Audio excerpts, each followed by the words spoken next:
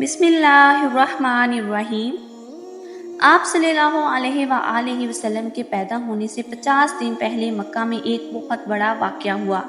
عرب کی تاریخ میں اسے عام الفیل کہتے ہیں۔ عرب میں عام کے معنی سال کے اور فیل ہاتھی کو کہتے ہیں، یعنی ہاتھیوں کا سال۔ کیا آپ کو معلوم ہے کہ اس سال کو عام الفیل یعنی ہاتھیوں کا سال کیوں کہتے ہیں؟ اس لیے کہ اس سال ملک یمن کا عیسائی بادشاہ ابرہہ خانہ کعبہ کو ڈھانے کے لیے اپنے ملک سے ایک بڑی فوج کے ساتھ روانہ ہوا۔ اس کی فوج میں 60,000 سپاہی اور 13 ہاتھی تھے۔ اس نے اپنی فوج کے ساتھ مکہ سے کچھ دور پڑاؤ ڈالا، فوج کو لوٹ مار کا حکم دیا۔ فوج کے سپاہی مکہ میں داخل ہوئے اور مکہ والوں کے اونٹ، بھیڑ بکریاں، گھوڑے، گدھے اور خچر لوٹ کر لے گئے۔ ان میں عبد المطلب کے 200 اونٹ تھے۔ ان دنوں عربوں کی پونجی یہی مویشی تھے، ان کا گزر بسر انہی پر ہوتا تھا۔ ابرہہ نے دوسرے دن اپنا ایک سپاہی مکہ بھیجا۔ وہ ہاتھی پر سوار ہو کر مکہ پہنچا۔ اس نے آوازیں لگا لگا کر مکہ کے لوگوں کو اپنے آس پاس جمع کیا۔ بہت سارے لوگ اس کے آس پاس جمع ہو گئے۔ اس سے پہلے انہوں نے کبھی ہاتھی نہیں دیکھا تھا۔ دیو کی طرح موٹا تازہ کالا بجنگ اسے دیکھ کر وہ ڈر گئے۔ سب حیرت سے اسے دیکھ رہے تھے، آپس میں کانا بھوسی کر رہے تھے۔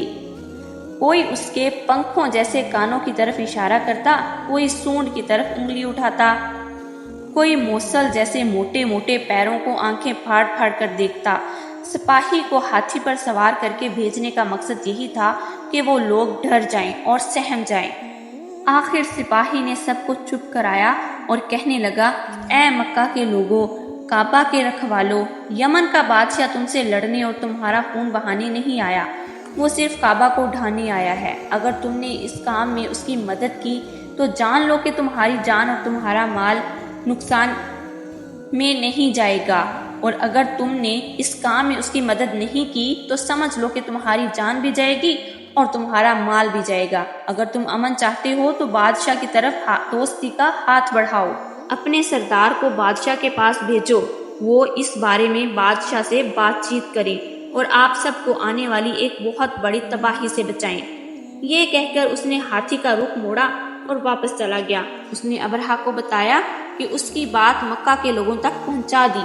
عبد المطلب اہل مکہ کے سردار تھے، ہر چھوٹا بڑا ان کی عزت کرتا تھا، اس لیے یہ طے ہوا کہ وہ جائیں اور ابرہہ سے بات چیت کریں، اسے کعبہ پر حملہ کرنے سے روکیں۔ عبد المطلب کا قد اونچا تھا، جسم مضبوط اور گھٹا ہوا تھا، چوڑا چکا سینہ تھا، چہرہ پروقار تھا۔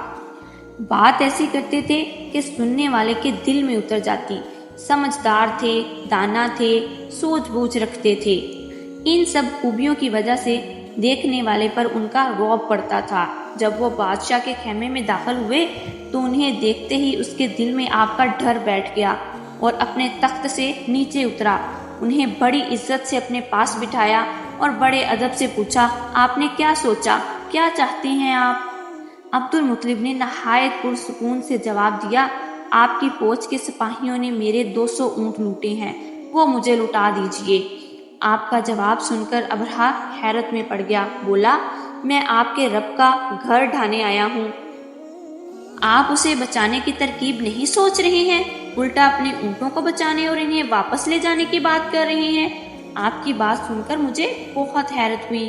عبد المطلب نے بڑے اطمینان سے جواب دیا، اونٹ میرے ہیں، مجھے ان کی فکر ہے، اور کعبہ میرے رب کا گھر ہے، آپ اسے ڈھانے آئے ہیں، وہ خود اس کی حفاظت کرے گا۔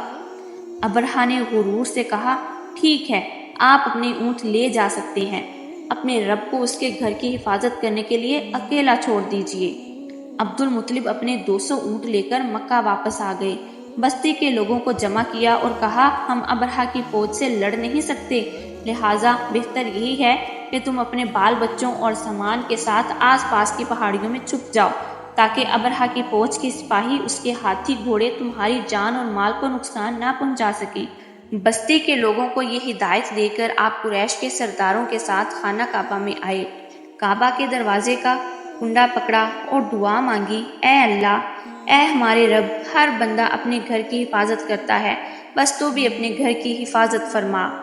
یہ کہہ کر اس نے مکہ کی پہاڑیوں میں پناہ لی۔ دوسرے روز ابرہہ 60,000 فوج اور 13 ہاتھیوں کے ساتھ مکہ کی طرف بڑھا۔